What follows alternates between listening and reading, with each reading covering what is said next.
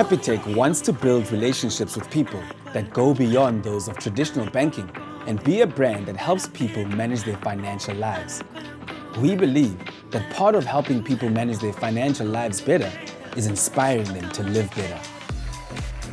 To pioneer a movement of like-minded people, thinkers and doers that aspire to live better, we launched our Live Better Talks platform, which allows us to connect and engage with other like-minded South Africans on their journey to living better.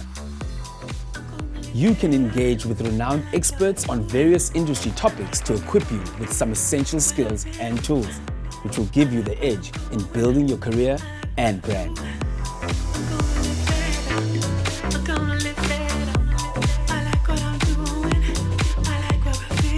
Mashudu Modau is a multifaceted entrepreneur whose hunger to learn has seen him occupy spaces to create platforms and share knowledge.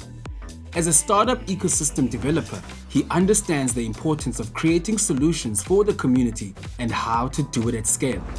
A true digital maverick, Mashudu hosts one of the top podcasts in the country, and he's here to give you the inside track to starting a movement.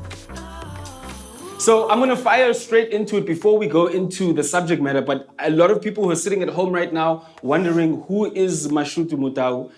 Please introduce yourself, bro. Cool. So I'm a creator, I'm an entrepreneur, but more than that, I'm a community builder, right? So for the past 3 years or so, I worked for one of the biggest fintech and startups in Africa, really building up the community of small businesses that could really have a massive impact on unemployment, but also of the well-being of South Africans. So in a nutshell, entrepreneur, creator, community builder.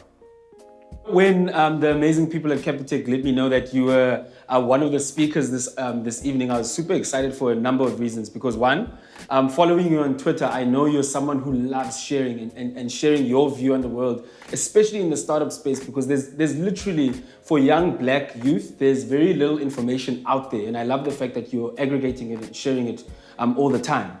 We're talking about the inside track to starting a movement, and you are a self-confessed youth that loves everything about it, you know. And I'd like to kind of get your ideas as well as your thoughts around the concept of starting a movement. Movements for me is three things, right? So groups of people that converge around a similar belief, right? But also organize action around those beliefs because they actually want to do something about it. So it's not enough to just believe in something. It's not enough to just recognize a problem. You actually have to go, you know what, I'm gonna do something here. A quote that really, really symbolizes this is from Martin Luther King, right? So a movement that only moves people is only a revolt. But a movement that changes people and or institutions is a revolution. And I think everyone that really starts anything, right? So whether it's a religion, a political party, a brand, a startup, a business, what you want to do is create a revolution that moves into a movement that's from a community that's, you know, very bound in a purpose and has an action award towards it. And those three things make up a movement. And the biggest thing is to start with why, which is really around purpose. So the purpose for which you want to do something actually drives the value, right? So startups, brands, businesses, big and small, have realized that people don't actually want to buy into any products or services that aren't tied to a belief, an idea, or a purpose. You actually have to have something that puts things together and really makes people believe in something before they actually buy something that you're actually offering. And the big thing for me is actually identifying that community, right? So I started with purpose. Second thing, build a community. Big thing around building a community is four things, right? So discovery, actually discovering and understanding who this community that you're building the solution for is, right? Secondly, learn as much as possible about the problems and challenges that this community is actually facing. Evolve, which actually means, you know, communities or people don't just stand still. You actually have to grow with them. So as soon as they understand what their problem is, they start to evolve with that problem. And your business or your startup needs to evolve with them. And then lastly, sustain that community, which is really about plowing your resources as a business back into the community. And it's about an 80-20 rule, which is very difficult for most businesses, but really making sure that you are plowing 80% of your value in making sure that this community is sustained and also made sustainable, but secondly, 20% actually selling your product, which is a completely different perspective on how to build a business or a brand or anything else. So the last part of building a movement, make something, create something, build something, or do something. So now it's about the action, because it doesn't matter if you find a purpose and you find a community, it's not enough until you actually act on what that means. So taking action is very, very complex, but also very, very valuable. So you take action on the purpose that you found, right? And then you develop a product, a service, or a solution that actually serves that community, right? So you found the purpose and you found the community, but now you have to develop a solution.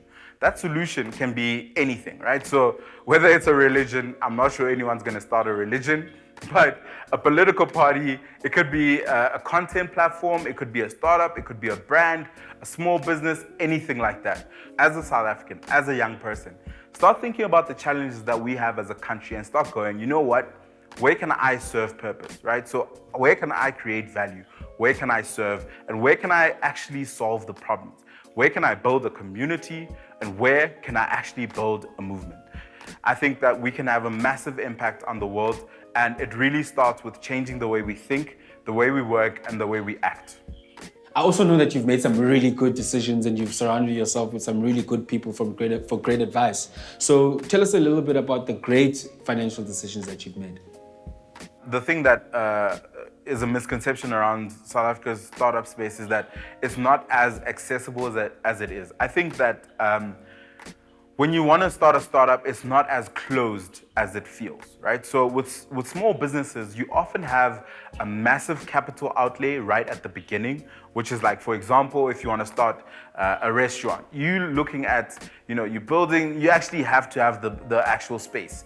You need to have the equipment, the furniture, the people, right? With a startup, I only need a laptop and a Wi-Fi connection. That's it. Right? And the thinking around that is, yes, there might be a difficulty in terms of access to technology, access to internet, but I think if you really tackle those two things, you start to open up a world of opportunities. And I think this is where I need to encourage people, start to join different communities, right? So go on Facebook, go on Instagram, go on Twitter, find people that are building things that actually matter. So whether that's a group of people that are, trying to do things that are different, people that are, developers, people that are, program managers, whatever it is, it's way more open than it actually looks. And it doesn't take as much as a typical small business, but it really does come with those sort of barriers at the beginning, which is like internet and technology.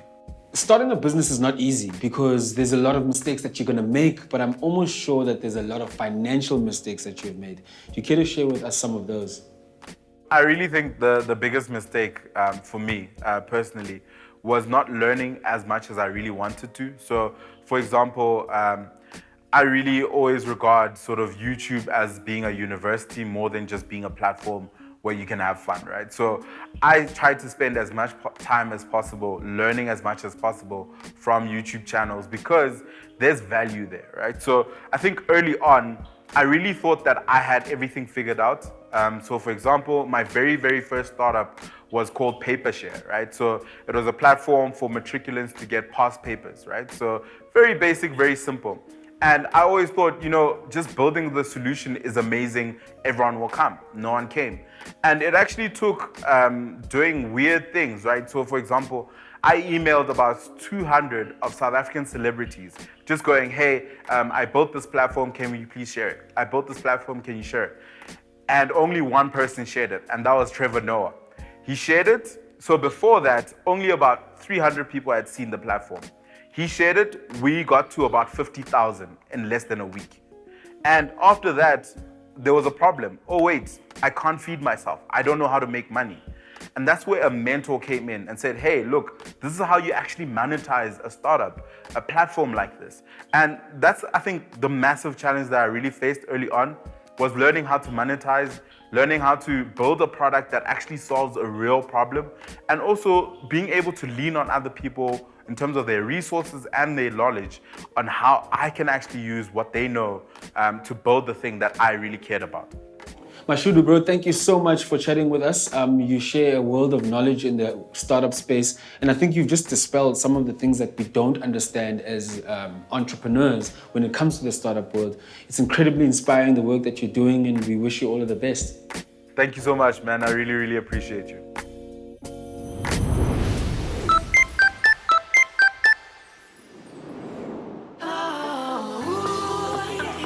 Not many actors and actresses possess a vast skill set. Emmy Award nominee Thuso Mbedu is one such person. Her career has been on an upward trajectory since her debut role in 2014, and she has not slowed down since. From gracing our screens on local productions to being one of the first South African leads in a US TV series, Thuso is the perfect person to give us the inside track to starting a movement.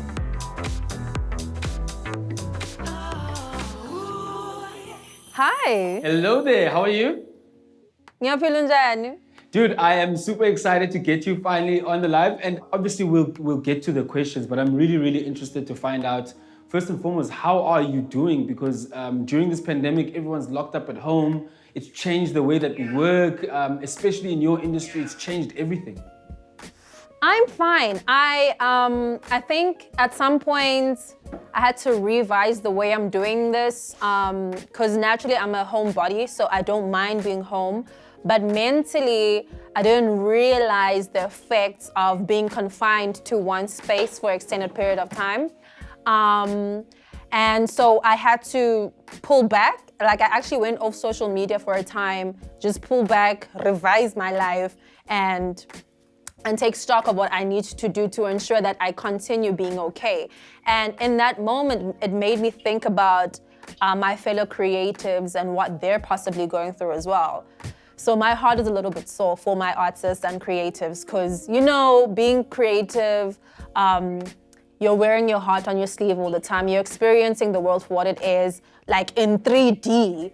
You know, so if you're not aware of your thoughts and feelings and how you are physically, mentally, it can really mess you up.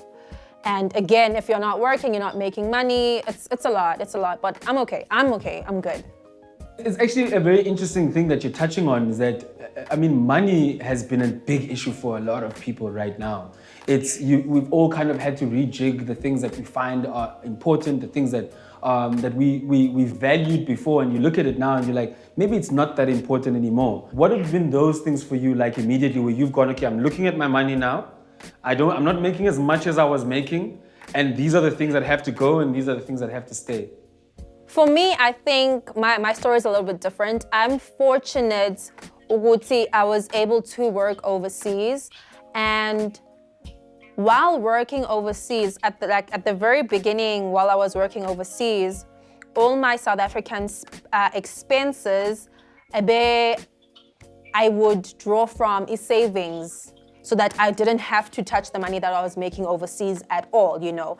And it's only the beginning of this year that I then started using the money that I had overseas to pay for my South African expenses. And I think that's one of the reasons why I came home during a lockdown, because it didn't make sense for me to be paying for rent overseas where I'm paying for a bond here in South Africa, and I'd be paying rent overseas, but I'm not doing anything at all. It just didn't make sense. So I came home and I've been able to use my savings and imali to bridge that gap and be okay, you know? Because what I usually do the minute I get paid is I allocate about 3 to 6 months worth of that money towards paying for whatever expenses will come in those 3 to 6 months. And then I put everything else in savings. That's how I function. And another thing that I did personally before I left to go overseas last year was to sell my car. Because I told myself, what's the point of paying for a car every month and I'm not even using it?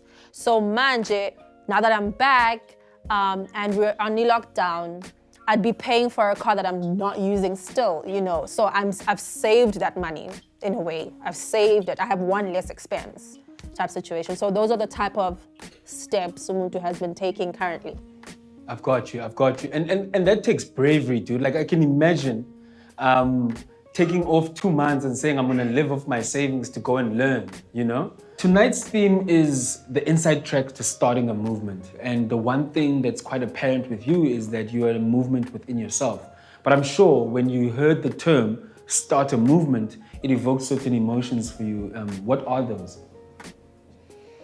Starting from a movement for me means taking a stance on something that you really believe in and then doing something about it. Because it's easy to have an opinion on something, have a very, very, very, very, very strong opinion on something, and sitting with it and maybe criticizing those who don't share the same opinion and it ending there. Starting a movement means getting up and doing something about what you believe in. You know, whether Gumanje being COVID and whatever, and us being home, it'd be tweeting, raising awareness, using whatever you have, whatever tools you have, whatever abilities that you have, using that which you have in your hands right now to make a difference, even if it's a little bit. Doesn't have to be a grand gesture, doesn't have to be anything wild. That little bit, that first step is you starting a movement. Earlier on when we started, we touched on money, and what's really inspiring about your story and some of the things, the choices that you've made around money, you've been kind of like frugal about it and gone, I don't need to do certain things to impress people. I don't need to keep things that I don't need to pay for. But I'm 100% sure you've also made some mistakes.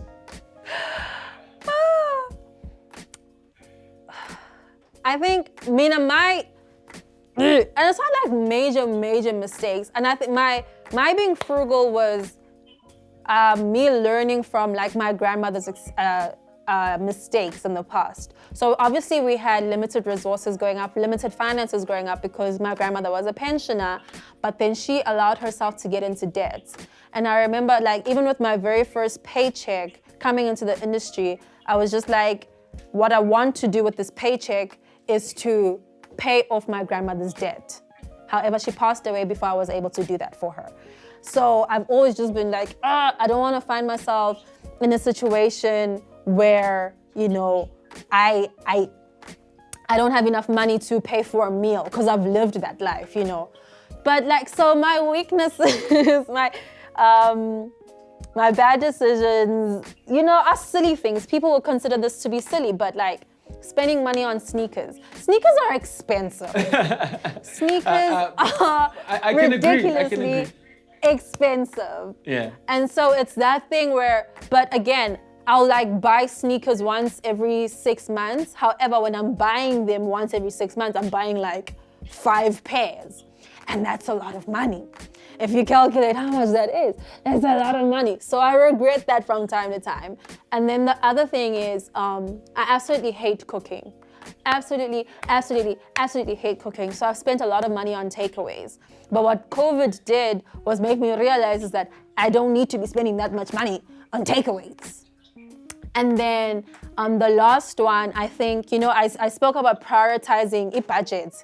But then when you prioritize your budgets is that you also need to make a realistic budget. Because if you put yourself in some awkward corner or awkward situation where you can't even enjoy a little bit of the money that you've worked so hard for, what happens is that you make one bad decision with that budget. Maybe you go, oof, now I've bought this sneaker and it costs this much.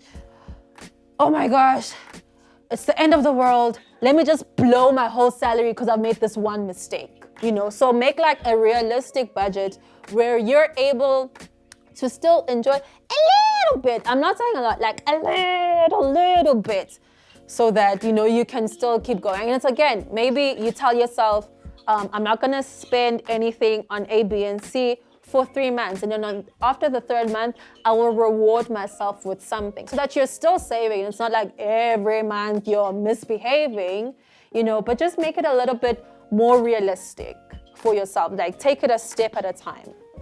Yeah. I've totally enjoyed the last hour. Thank you so much for sharing your view on the world and your view on starting a movement. I think you are a movement within yourself, which is incredibly inspiring. I'm really looking forward to all of the work that you're going to be doing. And again, man, thank you for sharing all of your lessons around finances and kind of your vision for the future. So from us to you, we wish you all of the best. Thank you. Thank you.